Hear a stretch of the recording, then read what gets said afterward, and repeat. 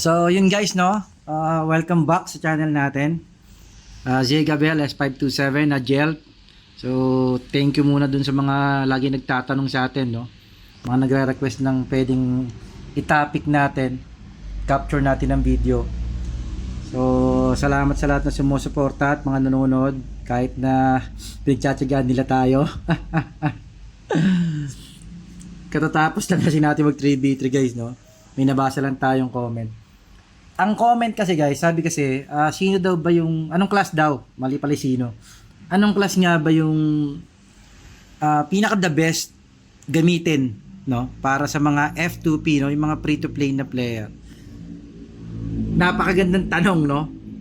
Kasi talagang dito sa game na to, parang ang hirap talaga pag F2P ka eh. Kasi mapag-iiwanan ka talaga, lalo na pag umabot ka na sa mga level 500. Doon na nagsisimula talaga yung kalbaryo. Sa totoo lang, 500 level, doon na mahihirapan talaga yung mga F2P. Bakit? Kasi lumalabas na yung sa 350, nandyan na yung mga class talent na required ng maraming MUC, i-level up, kumpara doon sa mga titiyo ng Diaz, no? Nandyan yung skill talent, na kailangan mo rin ng Diaz pang upgrade, no? Kasi masyado rin mahal sa MUC.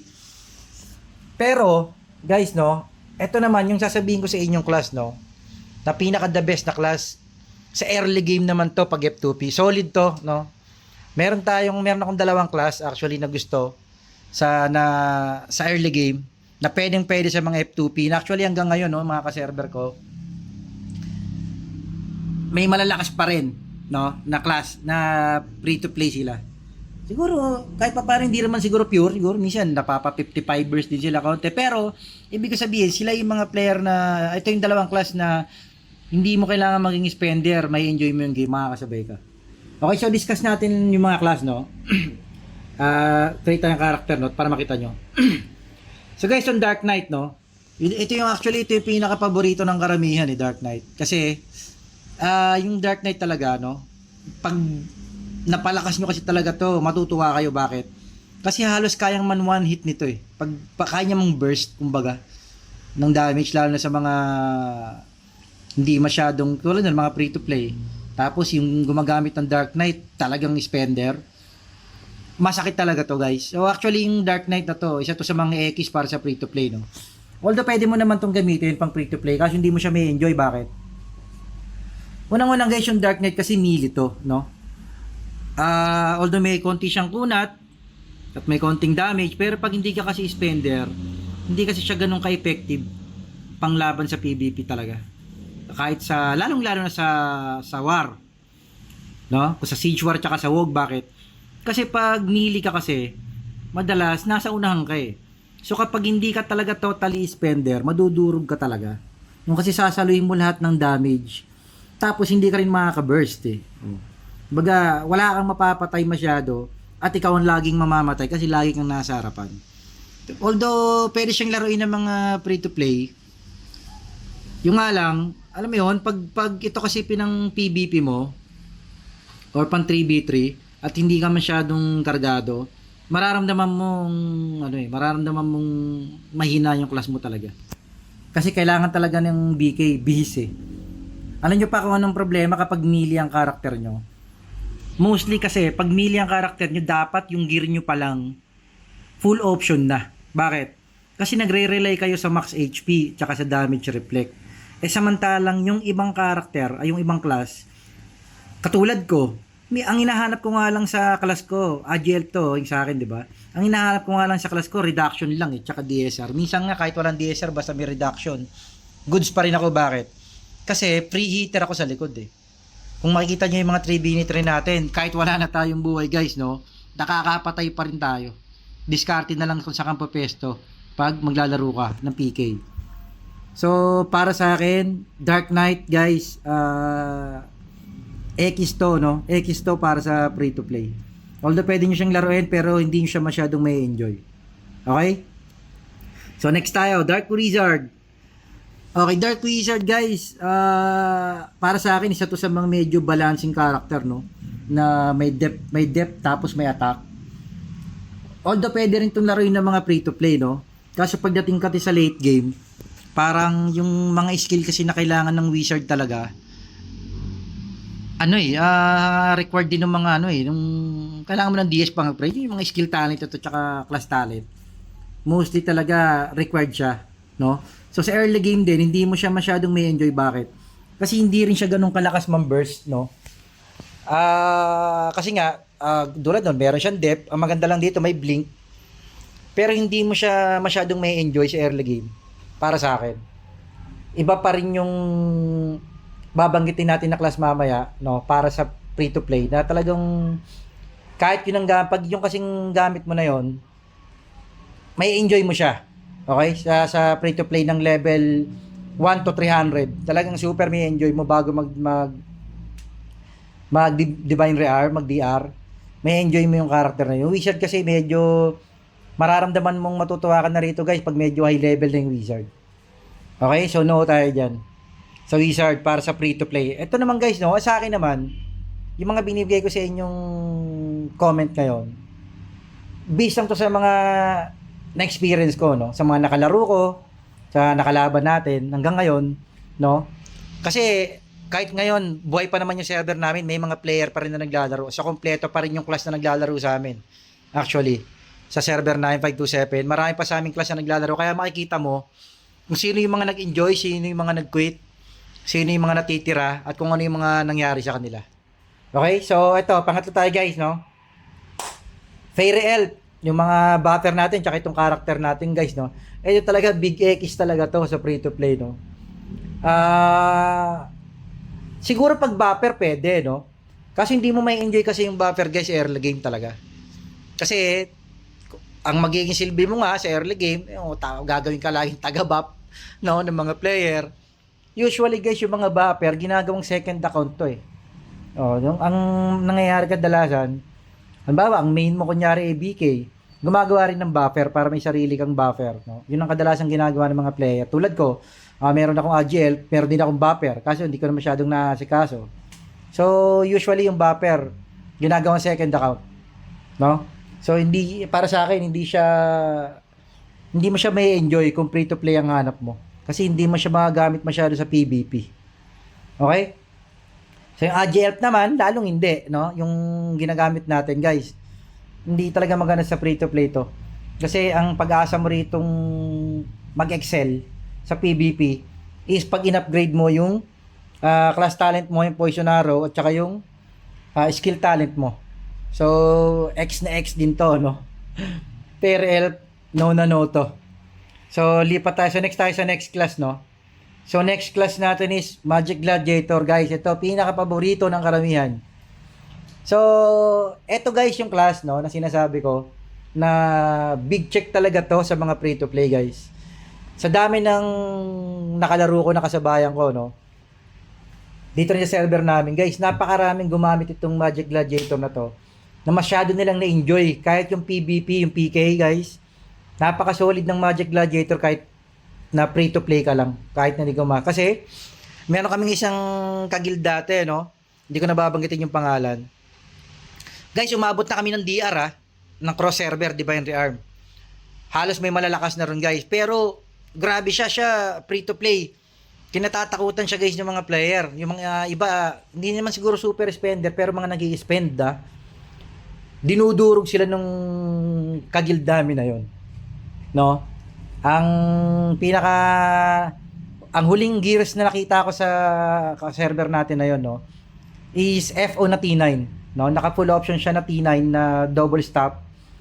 Full option yung stop niya parehong speed 2%, attack level, attack speed, no?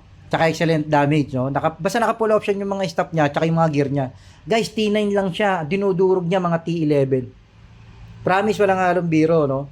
Ganun katindi yung Magic Gladiator kasi makakasabay ka sa pagpapalevel. Actually, pag Devil Square, itong madalas hinahanap, guys, sa umpisa. Yung Magic Gladiator kasi malakas nga yung damage niya, no? Yung AOE damage niya, napakalakas.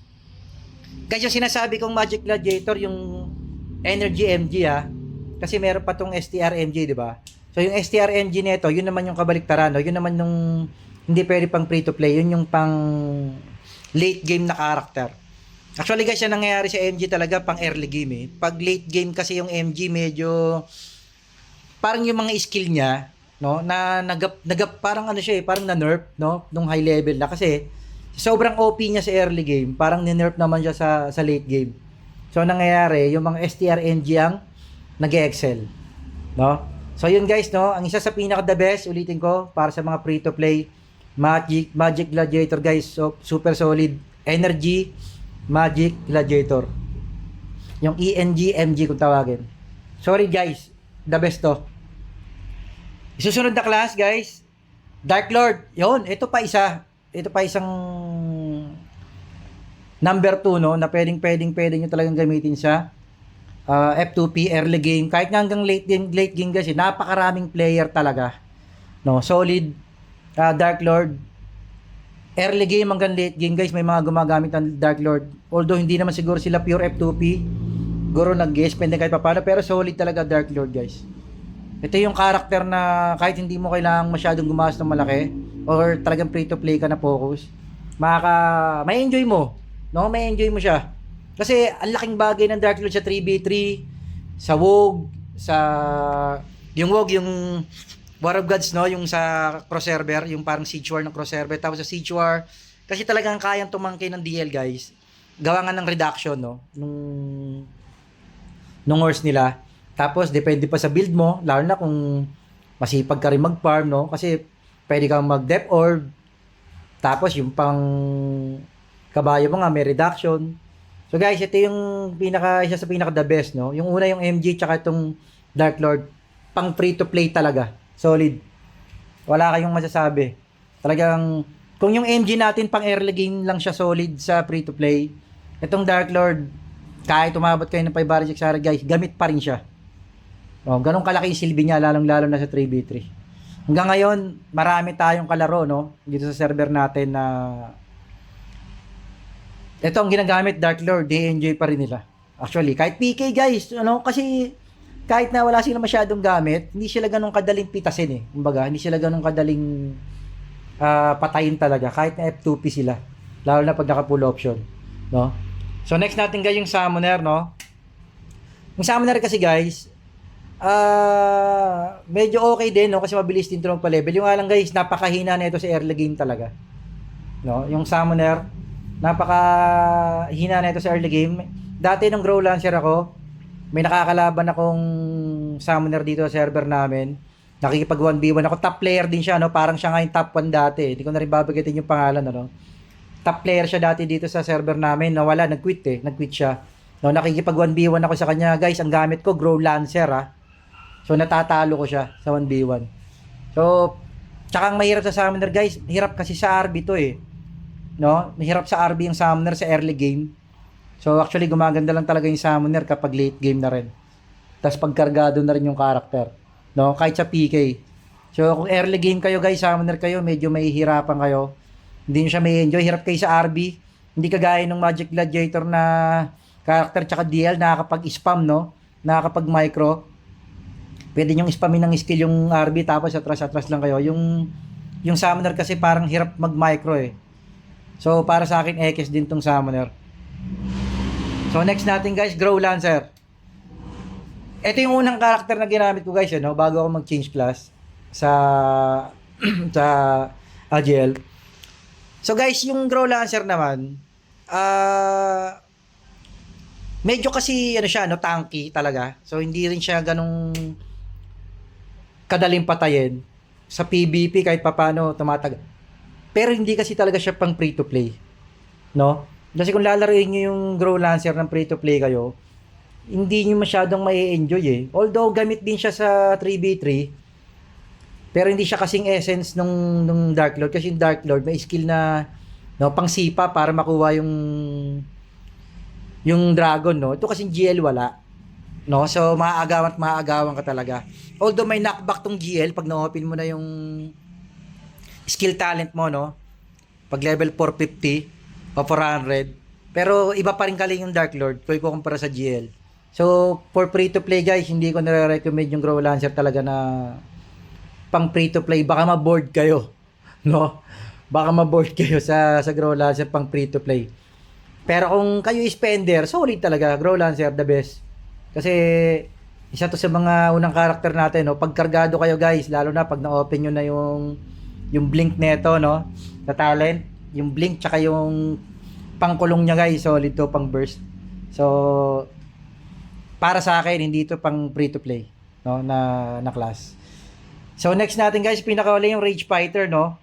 Actually, ito yung pinakahuling class na nilabas bago pa to, no? So, hindi natin actually, ang daming nag-change class sa kanya, ang daming nagsisi, no? Hindi nila masyado nagustuhan yung huling class. Dapat kasi pag bagong class, medyo OP. Ganun kasi dapat ang ano eh. Ganun yung parang, di ba, perspective ng mga player. Pag new class, madalas OP yung class na yun. Pero, itong class na to guys, lumabas. Although meron ding mga gumagamit, no, hanggang ngayon.